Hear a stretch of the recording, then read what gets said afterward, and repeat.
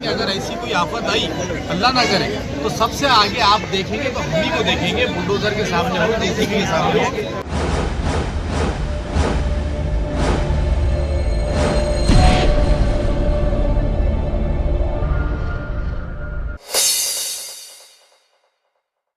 Labour colony के लोग आज डट के खड़े हैं और ऐसे ही कभी भी आकर आप कोई भी घर का सैंपल लेके जा रहे,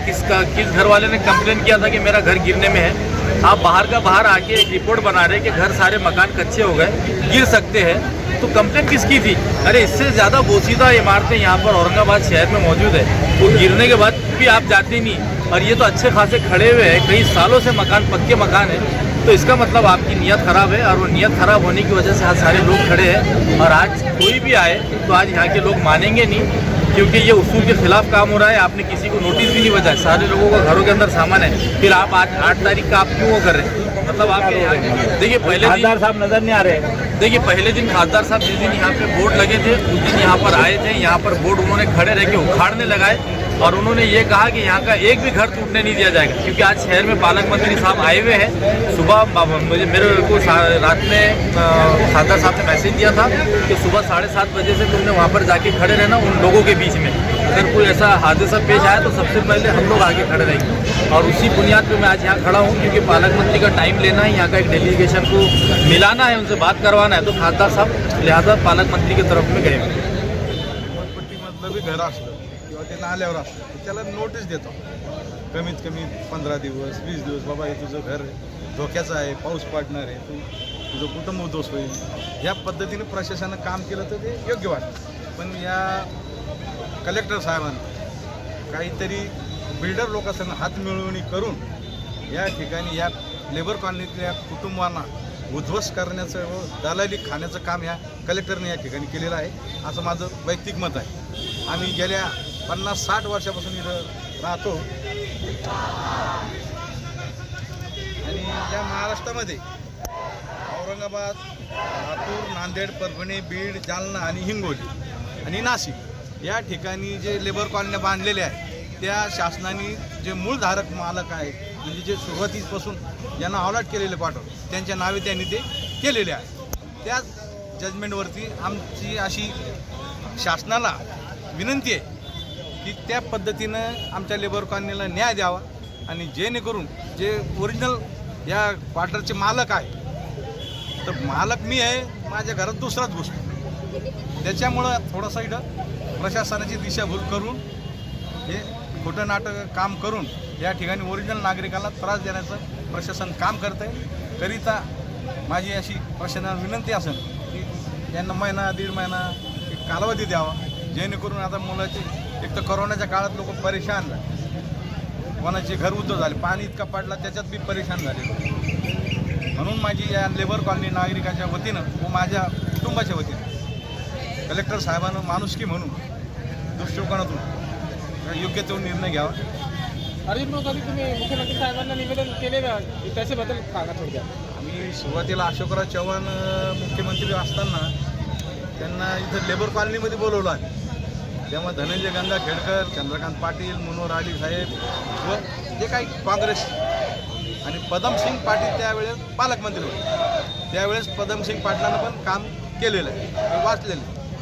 पण आज अशोकराव चव्हाणांनी हे रायटिंगमध्ये लेटर की जे या ठिकाणी जे मूळधारक लोक आहे त्यांच्या नावे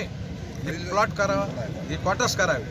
ते शासनाचा आदेश ते मुख्यमंत्री स्वतः त्यांनी रायटिंगमध्ये दिले, तरी शासन याला मानत नाही। या मुख्यमंत्र्याला मानत नाही, तुम्ही मानते कोणाला? हिटलरशाही चालते या ठिकाणी, तुम्ही रात्री बेरात्री येशान काही करशान, हे योग्य आहे, यासाठी आम्ही ह्या शासनाचा निषेध करू।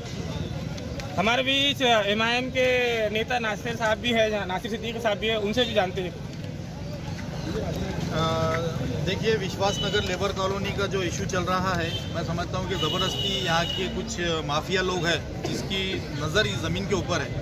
तो वो लोग इसको हड़पना चाहते हैं गैर ज़रूरी तरीके से, और रात में 11-11 बजे आके बोर्ड लगा के यहाँ के लोगों के अंदर एक बेचैनी का माहौल पैदा करते हैं। कई बीमार लोग हैं यहाँ पर, आज वो बहुत परेशानी के अंदर है। तो मैं समझता हूँ कि गवर्नमेंट ने अगर बैठ के अगर बात करी तो ये प्रूफ नहीं कर सकते कि ज़मीन किसकी है। आज ज़बरदस्ती इसको हथियाने की कोशिश कर रहे हैं, लेकिन सारे लोग एकजुट है और ये होने नहीं देंगे, क्योंकि 12 लेबर कॉलोनी महाराष्ट्र में ऐसी है जो अलॉट की गई, उसके बेस के ऊपर मांग रहे हैं। दूसरी बात, इन्होंने सेशन कोर्ट के आगे जो कोर्टों की दिशा भूल करे, अगर ये बैठ के अगर गवर्नमेंट ने बात करी तो यहाँ के ऐसे पढ़े लिखे लोग हैं जो बता सकते हैं कि ये इन लोगों का इसके ऊपर कोई राइट नहीं है। और लेबर कॉलोनी जैसा अलॉट की गई वैसी मांग है कि उन लोगों को फिर से अलॉट किया जाए, उनको वापस से रिहेबिलिटेशन का काम किया जाए, वरना इसके बाद में आपके नतीजे सामने है कि यहाँ के लोग आज जान पे उधार है, कुछ भी करने के लिए तैयार है। और प्रशासन पब्लिक से बड़ा नहीं होता, प्रशासन को ये बात समझना चाहिए। कभी भी जनता बड़ी होती है, जनता की बात को सुनना चाहिए और जनता के मसलों को हल करके देंगे तो ही यहाँ से हलेंगे, वरना यहाँ से हटने वाले नहीं हैं। जनता की मांग पूरी नहीं हुई साहब, तो आपकी पार्टी क्या स्टैंड लेंगे वो बताइए।